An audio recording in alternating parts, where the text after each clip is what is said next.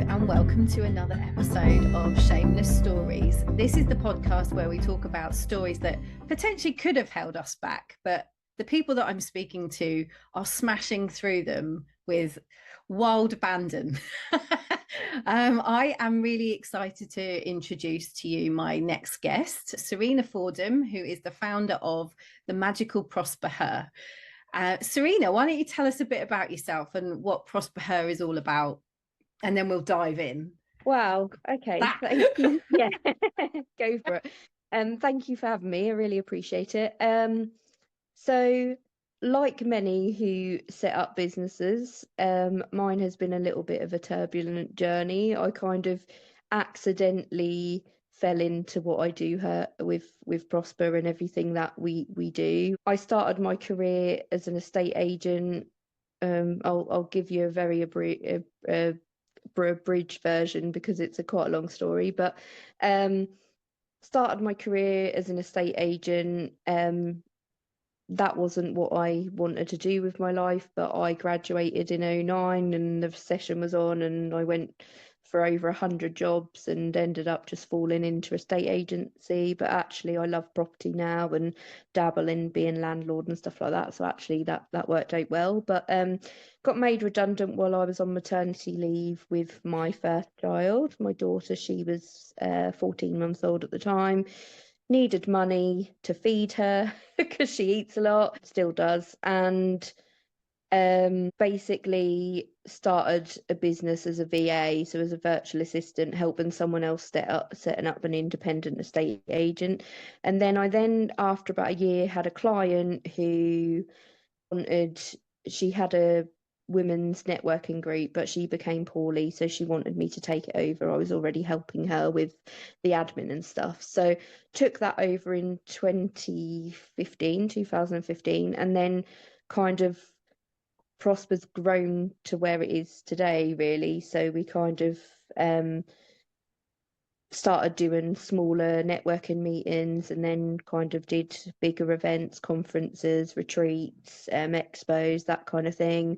Then COVID hit and we did everything online. And then after COVID, we shook it up and kind of all the events that we'd done and delivered, we kind of amalgamated them all into what we now know as a ProspHER Fest, and it brings together all those different elements of like expos, conferences, and the education and all that side of things, but with some enjoyable entertainment as well. So we're really proud of kind of getting to that point. And then we've recently relaunched our online community, which is renamed as ProspHER Quest, and basically it's turning into something that my brain can't even get itself around, because I'm not a techie by any means. Obviously I've done events management and admin and been very organized for years, but tech is like a new space for me. But actually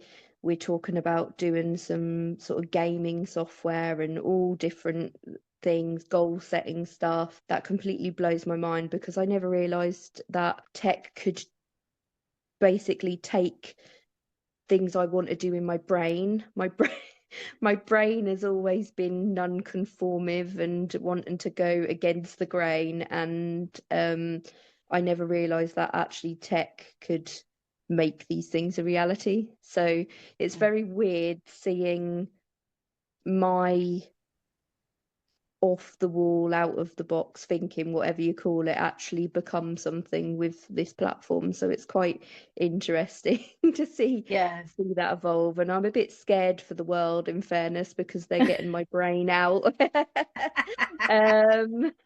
But actually I think because I've always been the type of person to challenge things and push the boundaries, I suppose it's quite beautiful to see that actually those things are becoming a reality and actually helping the women that we support with their sort of professional journey. So that's. And you must come across so many different stories in the ProspHER community, and I don't like to generalize, but kind of pulling on the thread that you mentioned at the beginning around, like, you started out in quite a male dominated industry, estate agency, and then being made redundant whilst you were pregnant. I mean, I don't think you're alone in that situation. How did that feel at the time? And I know this is an I old mean, story, so at the time, it's one of the lowest points of my life, like in honesty. Like, and I have been through a lot over the years, but I think for that, my self-worth was just stripped, because I think anyone who, like, I was always really into education. I teach and stuff now, or did have before my current illness and stuff. But I was really into education. I was really academic. I really pushed myself. I knew I was going to be, I wanted a family one day, but I was always kind of a career. That was my real focus. And I think when I'd because I'd been through a divorce very young, and I'd kind of my career kept me going. I kind of, because a estate agency, anyone who's familiar with it, you're working like 50, 60, 70 hour weeks. It's you're sometimes sleeping at the office. It's like crazy. And when it happened, that was all because I'd not long gone through a breakup of my previous marriage. And luckily I met my husband now in that time, and I think he definitely kept me going. I think had things have been different and not had him supporting me, I don't know where I would have been really. But I think because I was always so focused on my career, and my career was getting me through personal stuff that was going on, when I suddenly had that kind of pulled out from under me, yeah, then at that time, I mean, Ella was 14 months old when I was made redundant. So I was then due to go back to work. And I suddenly was like useless. I think in my head, I was kind of, I knew I was looking forward to go back, because anyone who's been a mum, then the early days are difficult, especially with a like your first child. You don't really, you kind of, every day is a is a whirlwind. And you kind of, and I think I still had my career going back to that to focus on. So I was kind of, even though I knew I wasn't going back to full time, I had that as kind of the um still part of my identity that I was clinging on to. So to then have yeah, that pulled out from under me was a little bit like, I like everything had changed. Like, yeah, I'd gone from a few years before being in a very, like, progress in my career. The job I'd then left maternity leave from, I was at sort of the top of um the one of the top posts. So I'd worked my way up very quickly.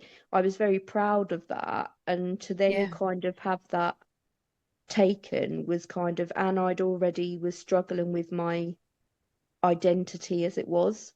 So I just think that was, yeah, I can remember, I still remember now, and I say it all the time, like sitting at my kitchen table with my head in my hands, like with Ella just kind of stumbling about around me, and just kind of looking at her and thinking, well, what am I going to do now? Like, what we, at the time, Matthew, my husband didn't, well, obviously he wasn't my husband then, but partner wasn't earning great money and stuff, and it was, yeah, it was all a bit of a weird time. And kind of, I was sort of spiraling with my mental health and stuff like that. And I think as a new mother, that was almost the straw that broke the camel's back, I think. But yeah, then at that point, I I think as us women do, you just kind of go, well, I've got to do something. So what am I going to yeah, do now? Like, that's no good me sitting, with my head in my hands crying, because what's that going to solve? So I think I kind of thought, well, here's the problem, here's the situation. Well, what is the solution? What can I do now? And luckily, a friend of mine, who's still a very good friend now, who I actually met my first job as an estate agent, is a very good mortgage advisor, and he's still my mortgage advisor now. He actually, little plug there for Fred. um, yeah, he found there was someone who approached him and said, I want to set up an estate agent. Do you know anyone? And he said, yeah, I do. And I kind of randomly started a virtual assistance agency from that, really. So I think that just goes to I mean, I speak to so many people, so many women who, because the old paradigm or the old way of working isn't working anymore, you're almost kind of kicked out of it, and you yeah, have to go and create your own path. yeah, And that's what I've that's why I gravitate, we gravitated to each other, because I think we saw kindred spirits in each other, in the fact that we want it all, and we want it on our terms. So, and I think that's the thing that I really love about the ProspHER message, is that you're bringing women together and you're showing them a different way of being or doing, or however they yeah, want to show up. And the other thing that I love about the women on your board is that everybody is so real and so honest about what's coming up for them. Between us, we're all kind of moving through menopause, when you're in chronic pain all the time, but you're still doing it. And yeah, I think that's the thing. It's like owning everything that's going on, and not putting out this like shiny version of ourselves. I think that people they want to know that actually, and then it's not fake vulnerability either, because there was a bit of a trend around like putting yourself out to be vulnerable and connect with that vulnerable aspect, but people can feel when you're telling the truth. And I've seen you post on LinkedIn, and some of the posts that you've shared about your journey with your mom and your pain, and all of the things that you're going through. I feel like there's always going to be someone that responds to that story, because they might be in that situation too. It kind of, you're like this beacon of hope, I see. You might not feel like I it. don't feel like it sometimes. Yeah, I'm glad I'm portraying that to other people. Sometimes I I think we're so, like, as we grow up, you're so, whether it be by, parents or older, people who are older who we look up to, or kind of society or the system or whatever it may be, you're brought up to kind of, put a, your best face on, aren't you? And kind of, you got to do things a certain way, and okay, you got to um get a good education. You've then got to, go on to uni or graduate or do something else, get into a good solid job, and graft for the next 50 years and kind of work your way up. And I think, times have changed, but for from like our, my sort of, grandparents and stuff, whereby that was the only route really to take. But I think for most people, they don't challenge that. They kind of say, okay, I'm unhappy in my job, but I've got a good solid job, and I'm earning good money or whatever. But then actually, like, my thought process in life is, well, you only, whatever you believe, you only get one, depends if you believe in reincarnation, all that stuff. But generally, um you got a short time on this earth, like, get the most out of it you can. So I just think that a lot of women I speak to almost are, and I wouldn't say our conversations are like, I'm not the guru or god of life or anything, but I have these kind of conversations, and because I'm that person that's always challenged the norm, I'll ask uncomfortable questions, of like, well, are you really happy? Is this how you saw your life? And things like that. Whereas I think a lot of, like, people in the coach and consultant space still kind of almost bolster that person. And it's good to be supportive, but at the same time, if you can sense that they're wanting something different from life, and kind of, not almost taking note that there are other options and there are other routes.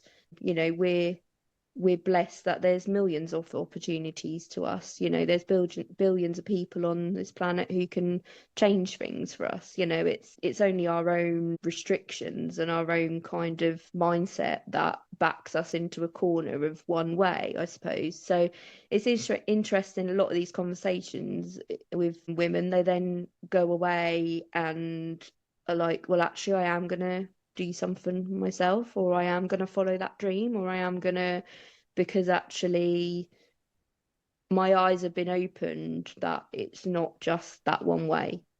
Yeah, Yeah. you don't always So, have to follow the easy path, I guess. I no. guess like I don't know, I guess in inverted commas, I feel the easy path is go get a job where someone else does all the thinking for you so you can do the job. And sometimes that serves you, that really, and Yeah. I'm, I I think we've all gone, and that's another thing where I think people shame people that have tried to do something and perhaps it hasn't worked out, or they've had to go and get a proper job. There's an element of that kind of shaming goes around that. So, Yeah. oh, well, if you failed, oh, you've had to get a proper job, have you? Oh, never Yeah. mind. It's like, well, do you Yeah. know what? At least you tried. Yeah. Exactly. And the thing is, who hasn't failed? Everyone's failed, like the only people that haven't failed are those ones that want to play it safe and just stick to maybe the job they're unhappy in, or the situation that, whether it be a personal relationship they're unhappy in.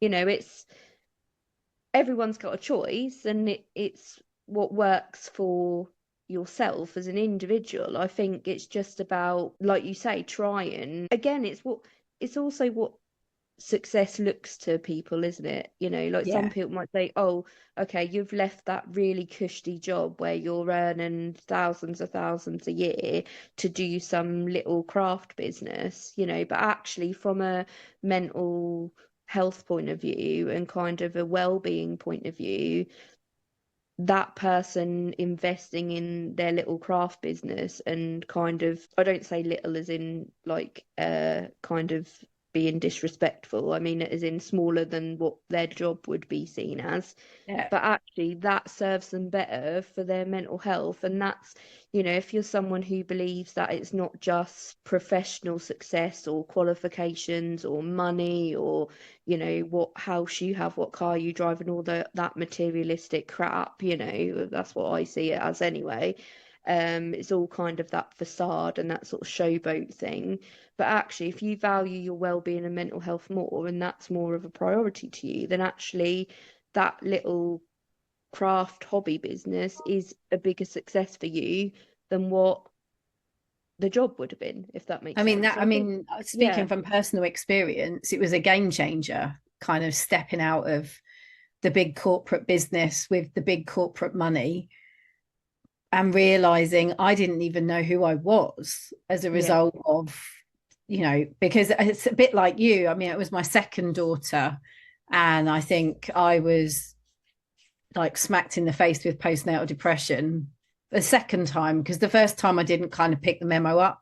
So the second time it was like, oh, okay, I probably should just like slow down a bit and try not to yeah, like do everything, because I was throwing my kids into bed at like 7 o'clock at night and then jumping on calls with America and yeah, trying to make it work and have everything. But I couldn't do it in the parameters of the 9 to 5 plus extended hours, because I'd very cleverly negotiated a Friday off. And it's like, but you're never off on a Friday, no, because, you know, at the end of the day, there's still, and it is a boundaries thing. It's teaching yourself your own boundaries. So I really had to like teach myself to not check my emails on a Friday, because that just sent me off on oh well, I'm actually going to work on a Friday now, so they're getting yeah, so much more out of me than what.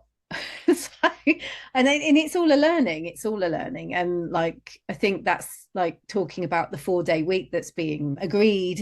It's all about the individual has to manage that, because the business won't. I guess it's the same for if you're an entrepreneur and you're working your own business like we are.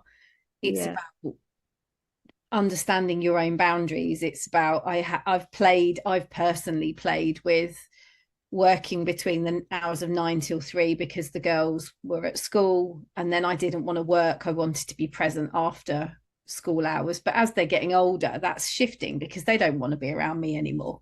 But I think that's another thing, is like it this when you say about success and what that looks like to me, is it's having that space to have mental health naps. It's having, Yeah, the time to go and be at all the things while my kids are small. It's that's being the thing. able to That's the thing evolve. is, yeah, that's Yeah. the thing as well. Like, I think it's good to normalize that things will change as well. Like you just said, when your kids are younger, you need them to be more hands-on. There's school plays, school read and thing, all this stuff. And my eldest has now gone to high school this year, and so she gets the bus on her own. Like I don't, you, it kind of things do change. So your time like limitations are lifted, or your kind of things are shifted, and it's about kind of, and I think it's why that's important. Me come back to what I said about these calls I have, like these sort of almost interventions I have with a lot of women I speak to. It makes me sound awful, doesn't it? Like No, not interventions at with all. like loads of people, but actually we don't often, because we're so busy, we don't often like check in with ourselves and say, okay, like you know every 6 months or so, well, have things changed? Like, do I we kind of go at 100 miles an hour all the time, and then suddenly we're like years down the line, we think, well, actually I've been going against the grain because actually my availability has shifted, or my kids are grown up, so they maybe need taxiing around more at these times instead of these times. And we don't often like stop and pause enough to check in with, like, and also to check in, well, actually, am I still happy? Yeah. Is this still success to me? Or is it that, now it is more important that I try and increase my income so that, I can move house, or, like, you're kind of, things do change, goals do change. It's okay to kind of realize that a goal you've been after for a few years actually doesn't suit your life anymore. And I think when Yeah. I was back at that point, kind of when I started my first business, what, 13, 14 years ago now, I kind of I I now know that that was the best thing that could happen for me, like to be made redundant, if I hadn't, because there was no way I could have gone back into a state agency and worked part time. There wouldn't have been a part time. Like, you can't cut a 50, 60 hour week into Yeah. part time. Like, it would just absolutely, I was living on Red Bull, when I did work in the industry. And I know it's not the same for everyone and depending on where you work, but generally that sort of industry is that demanding, as you said, with yours. And you kind of, I know now I wouldn't have been able to condense that time. And then my mental health and like me showing up for my daughter would have been, yeah, that would have been awful and such a challenge. So that was the best thing that could happen to me, Yeah. really. And Yeah. then when I had my son, it was totally different because I was self-employed. Yes, I did have to bring in like others to support me and stuff. And I didn't have any maternity leave because at the time I just couldn't afford to, and the business would have really suffered. So I kind of always joke and say I gave birth to him, threw him over my shoulder, and got on with it, because I kind of did. There was people like ringing me at the hospital, and I was like, yeah, I've just had him, and they were like, what? And there's me talking about work stuff.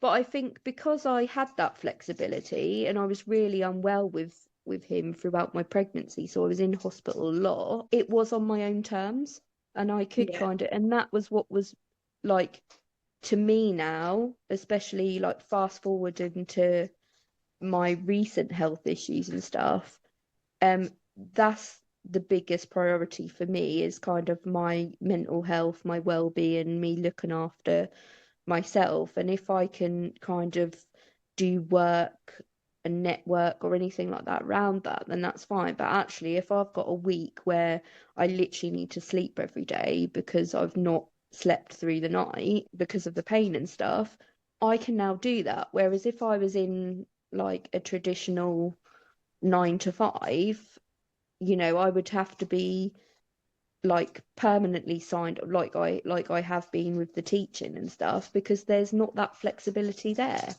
So Yeah. it does just depend on your circumstances and kind of your situation at the time. And sometimes with life, having children, being made redundant, having an injury or a health condition, like those things kind of force your hand at the time and force you to take a different route. But Yeah. actually, it's only in hindsight, when you look back, you realise how beneficial that was to your life and you as a person and your family. So but it's Yeah, almost like totally. interesting how we have to have those big things happen to us to get to that point. I think, if there's any takeaway from us speaking today for anyone watching, is kind of the check in with yourself every few months, and just make sure, like, don't get to the point where you're hitting burnout or you're in hospital or you're kind of, facing death or a family member, or whatever it is.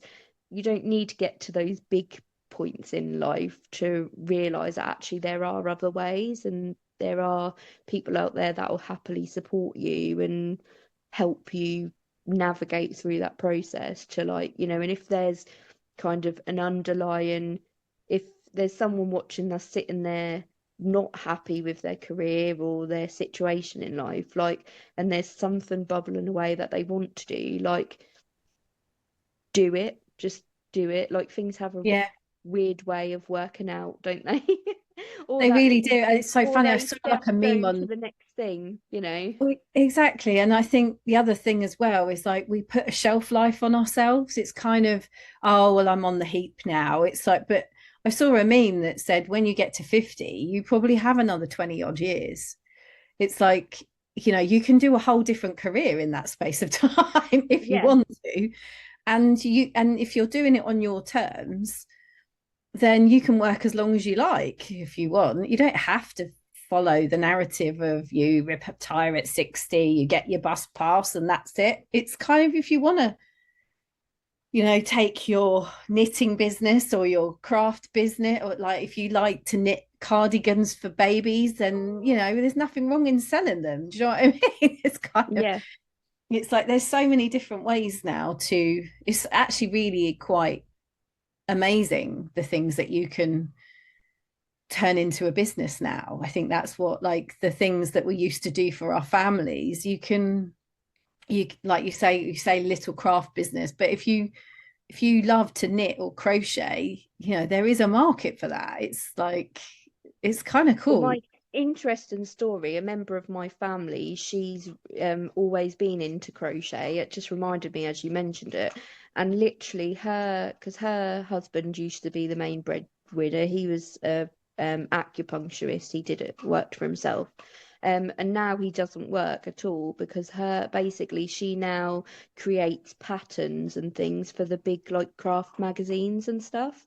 So Wow. she kind of went from, just sharing her patterns with other people, and then kind of got in touch with different people, and it evolved from there, networked with other people, and she's now in, like, really big magazines and making, like, more like a full wage for both of them. And he's writing a book and, like, pursuing that dream That that he sounds wants to do because amazing. it's freed up his time. So I think kind of a lot of people might be sitting there kind of thinking, oh, well, that's not going to work, or that's just a little, but you don't know, like, where it can go and what the possibilities are. And it's only when you, like you say, you try.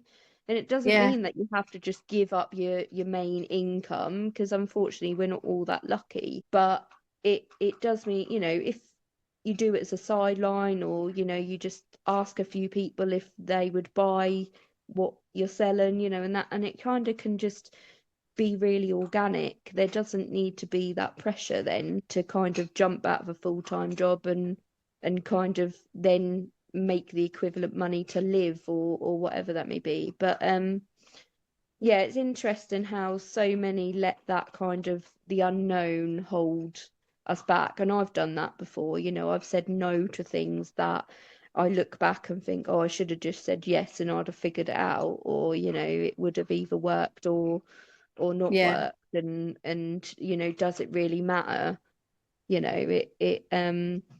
I've got a sign on my wall now because I found it, and it instantly resonated with me and said, it you only regret the things you didn't do. And I think that is true. Like, you either do things, you try, they don't work out, and you've learned a lesson, so you've yeah. won, in my It's opinion, only because you've growing, isn't it? learned. Yeah, Yeah. yeah. Or they work out and all's good. It kind of, it's not. But I think we are still so hung up on what other people will think, whether it be family, friends, like, or just generally, who will think less of me because I leave that corporate job and start a business, or I go to a different job that is lower paid but will is the career I want to do, or whatever that may be. It's kind of, um we're still instinctively bothered about what other people think. And I think, Mm. like with me over the past year, I've really discovered who I am since I had my injury and the surgery and all that, and kind of I've been forced to totally stop. I realised, I missed like writing poetry, and I miss like reading novels. I literally, all I'd picked up for the last sort of 5 years was business books, and as much as I enjoy those, I miss reading, not like even things that didn't involve career. They just made me happy in life. And Yeah. I think we sometimes especially for those like me and you who are ambitious and you kind of want to always progress, actually, there's no harm in doing things you enjoy doing and taking some time for yourself and like rediscovering yourself sometimes. Because I think that, or even or even like taking that one step further and actually creating a business in what you enjoy doing, which yeah, then it's like I guess I've kind of gone through it myself, and like I'm now doing the things I love. Like I love to talk to people about their stories. I love to help them get their stories out there, and that's something that I enjoy. And it's funny because like my husband jokes, he's like, "Oh, you just like to do the things you like to do," and it's like, yeah, why would I do the things I don't want to do? yeah, It's fun. totally.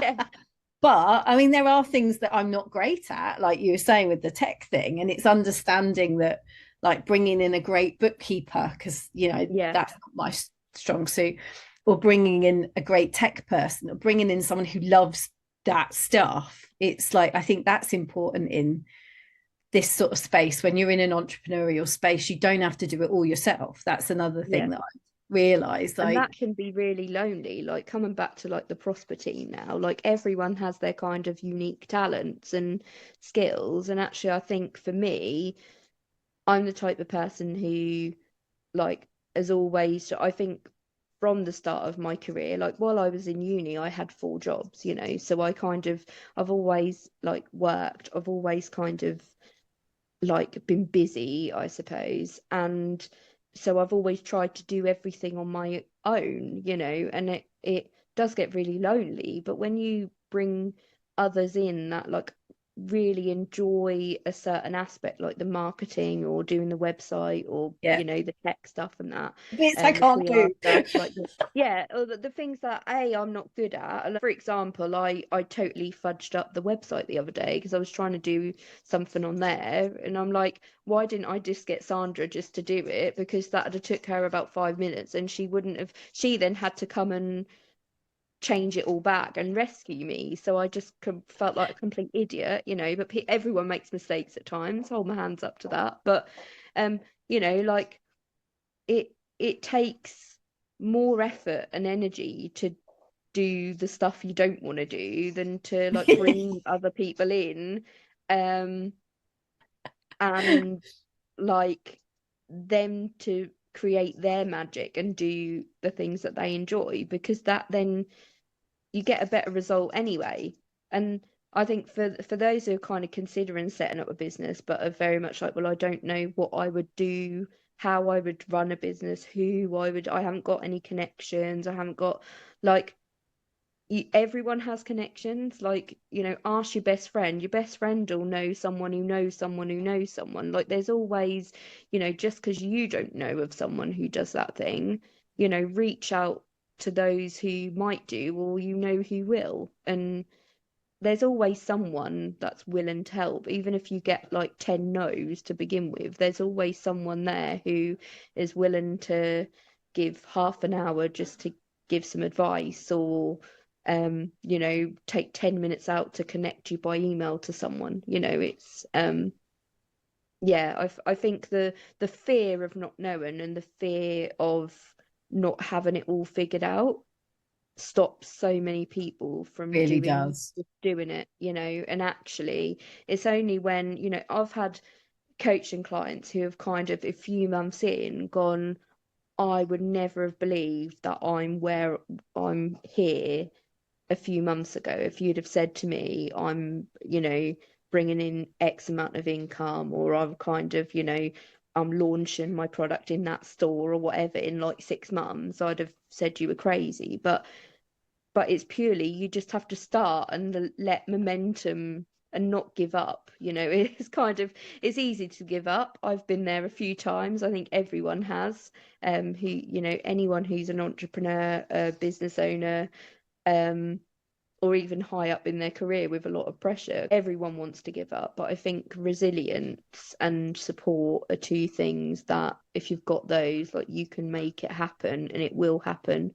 Sometimes it might take longer or go in a Yeah. different direction, but it will happen. You've just got to kind of keep going. And then when you are having those times where you do want to give up, or you're kind of having a really bad time of it, just reach out to someone to kind of give you a pep talk. And I'll give anyone an intervention, that's fine. So, You heard it here first, everyone. yeah, I'm kind with it, but sometimes, sometimes people just need a pep talk on how amazing they are. And that, I always go back to that. If it's easy, it's not worth it, and it's kind of no, what is it? No, nothing easy is worth it. That's it. Yeah, kind of that. If everything was easy, then everyone would be doing it. But it's kind of just, you've got to have that resilience and that kind of willingness to get through even the harder times as a business owner. But actually, the rewards are much greater at the end Yeah, of there's it. I guess it's the uncomfortable bit before you Yes, take there's always this, I don't know if you've noticed it, but when you're about to take a big step, there's always this feeling of like dread, fear, yeah, shame, whatever, like, oh my God, I can't do this. But once you get through that feeling and you get through the other side of it, you're like, well, what was I worrying about? It's kind of, it's that I feel yeah. like that's the I thing that think we're a never lot, taught to yeah, do. a lot of it as well is we put such huge and like an unrealistic expectations on ourselves. Yeah, Like attachment and I've always, expectation. yeah, I've always gone with the, if we help one person, Yeah. then we're doing our job well, like as a company. Um, but I know people who have kind of, they might be new in business, and they've been working on a new product for a while, and they put it out there, and they kind of, get one or two sales, and then they kind of give up because they're like, oh, well, I wanted to get 100 sales in the first 24 hours or something, like, which is like, well, if you've put one post out on social media, no one really knows, it's kind of, you've got to be consistent, and you've got to kind of keep backing yourself and keep turning up, and kind of, okay, you might have a few days, a week, a month, however long that you need to wallow in self-pity, but actually get up again and try again, change it, do things differently, speak to someone else who's got that experience and learn from them, and then kind of do it differently the next time. And I think that's why a lot of people, and I know sometimes people haven't got no choice but to go back to a proper job, you know, and kind of work for someone else. You know, financially, I understand what it's like. It's difficult for Yeah. everyone at the moment. But I think often people might try once and that be it, but a lot of, you know, a lot of the big successful entrepreneurs that you see, you know, the big ones, Stephen Bartlett or Richard Branson. I was going to say Branston. He's not yeah, he's not, I don't think he likes pickle, I don't know. But you know, those big people, you know, they've failed at business. If you look into them, they've failed big time at like really, you know, like um various businesses before, you know, and you don't see that bit because you see the shiny bit, but actually, like, everyone you will meet has always failed at something or multiple times, but the more you fail, the more you learn, and actually the bigger your success will be when you get there, you know. Yeah. So Yeah. And I think that's really important to notice, isn't it? Because I think as women as well, where we are effectively processing a lot because of our hormones and things like that, it is inherently more difficult to get back up on the horse, I think, because sometimes you've just got no choice. You know, your estrogen's going out your ears and things like that.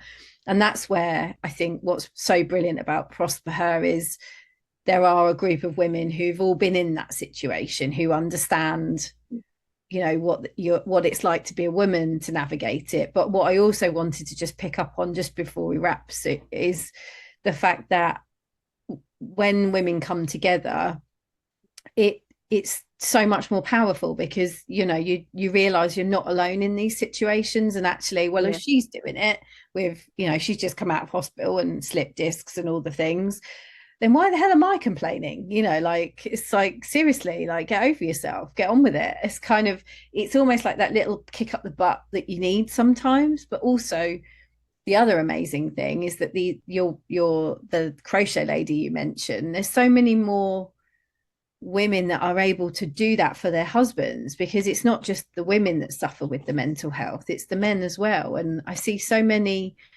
successful female business owners who are bringing their husbands into their business, or their, mm, you know, it's becoming this beautiful kind of collaboration where the husband actually doesn't need to be in the 9 to 5 anymore. yeah, They can, you know, do what they want to do on their terms, because it's not just yeah, about us, it's about our partners as well, isn't it? And yeah.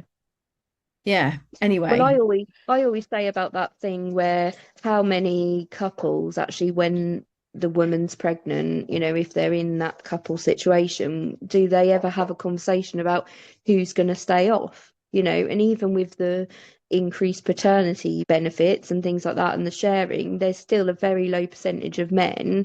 And, you know, actually, it's almost that we, as women and men, just automatically assume those roles. And yes, like, I know my husband wouldn't want to have stayed at home, and I did want to stay at home with, but we had that conversation.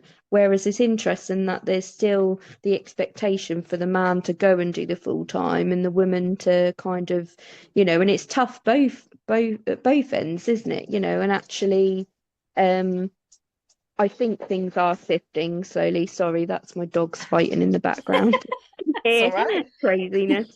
Um, yeah, so that's always really interesting. But again, I think that comes down to that what I said earlier about taking stock about where you are. You know, involve your partner in that. You know, involve your children in that. You know, are we happy? You know, with how we're spending our weekends. You know, oh no, I'm not happy, mummy, because you're working a lot and we want to have more time. Right? Okay, how can we change that situation to make everyone, you know, so it doesn't just have to be you stopping and journaling and thinking about like where you want to go, like get your family involved and actually kind of um just make sure you're always evaluating where you are, because you don't want to get to a stage where, for example, you're ending up having to divorce or end a relationship because those things your partner were unhappy about you didn't know of because you didn't ever check in. So I just think the power of that pause every now and again, and just kind of having a whether it be every month, every few months, whatever, just like bringing up at the dinner table, on a more deeper level, like, is everyone happy with where we are, where we're going, the dynamic of the Love that. family, like, etc.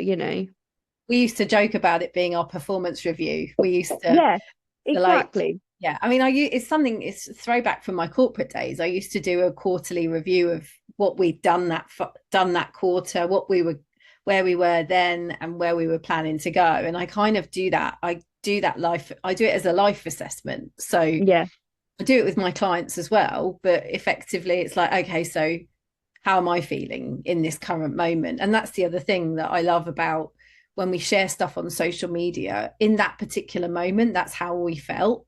But it doesn't mean the following minute we're going to be feeling like that. Because often when we yeah, share this stuff, it's like, oh, thank God I've just like purged that. And now I can get on yeah, and stop wallowing. yeah, Get on with yeah, it. yeah. So, And that's interesting how when once you share something, whether it just be one-sided on social media, or or you have a conversation with someone, and where you totally, go right into it, it's amazing how by just getting it out of your mind can help you move on from these things so much quicker. And I think that's really important. So many people kind of keep the difficult stuff and the challenges kind of bottled up, and then that kind of builds and builds to something, it becomes a situation. Whereas, you know if you just shared it and just aired it, you'd then move on from that so much quickly, and it could completely change the trajectory of your life, really, because you're not going to then get to the point where you're becoming ill because you're stressed about it, or you're splitting up with a partner because you kind of they are sick of your complaining, or whatever it may be. It kind of, not to be hard on ourselves, but actually it's like that. If you deal with a problem early and you seek help to find a solution, it's going to be more beneficial to you than actually letting it become a bigger issue, because that could have a bigger impact on your health, your relationships, like your life in general. So I think and that comes back to the authenticity again, doesn't it? it really If you're does. you're brave enough to just hold your hands up and say this is what's going on, whether it be behind closed doors, over a cup of tea with someone, in a forum like ProspHER, in a Facebook group, whatever it may be, then you're more likely to get a successful solution and a better result than if you just wallow on it yourself, and stay and kind of just put out this positive, rosy, rose tinted glasses view of your life. And then, we all see people who they're you say, oh, well, I never knew that was happening, because, on their Instagram, they're like positive, positive, positive, positive, like success. This is all the great stuff that's happened. And then suddenly they're like moving into a bed sit, and their partner's left them, and they're kind of, hang on, like, what's going, and like, unfortunately, they're the type of people that put this facade on, and then it then goes against them, because They're they not being really, if really they, authentic. yeah, Yeah. and if they actually were honest and authentic and just spoke their truth, then they would have gained the support early on, and kind of come to a solution earlier on. So I think it's kind of, what I'm trying to say is, there's no shame to just being your real self, because the right people gravitate to you and will support you and kind of guide you towards the solution. Um, but there's nothing to be ashamed of, because we're all human beings, and we know one's life is Yeah. sparkly all the time. Yeah, and No I one. mean, those Yeah, stories that people are sharing, they don't define you as an individual. It's just that's just something you're living through at that moment, isn't it? And yeah. that's where the support comes in, because And how many those moments times, actually take you to the next chapter. So, I, even with me, with my injury and surgery over the last year, at the time I was like, will I ever walk again? Will I, at the moment I'm like, will I ever not be in pain? Will my mobility ever get better? Whatever that may be. But actually, I've had conversations that have led to other things, or are kind of been involved with the charity that is to do with my condition, and done some sort of writing with them, and realised how much I enjoy different styles of writing and things, which I'd have never have discovered that about myself and had those opportunities without having this situation. So I think there's always a positive to showing up as your true self and how you're feeling, because then you're naturally meeting and attracting and opening yourself up to new opportunities that actually probably suit you better for where you Yeah, are, because you're telling your truth. Yeah. 100%. I could talk to you all day. We could keep going. I'm like, oh, I think we could keep going and keep going. But I'm gonna Yeah. have to, I'm really sorry, I have to wrap us up today. It's just been an absolute pleasure like riffing with you today, Serena. And I hope the listeners have received what they needed to from this episode. If you want to connect with Serena, ProspHER, where can they find you? LinkedIn or our website's probably the best bet. So yeah, Serena Fordham on LinkedIn, or www.prospher, which is prospher.co.uk. Amazing. Thank you again for joining me on this week's episode of Shameless Stories. And if you have any questions, or if you'd like to ask Serena anything, in the show notes, there'll be some more details. So thanks again, and we'll be back next week with another Shameless Story.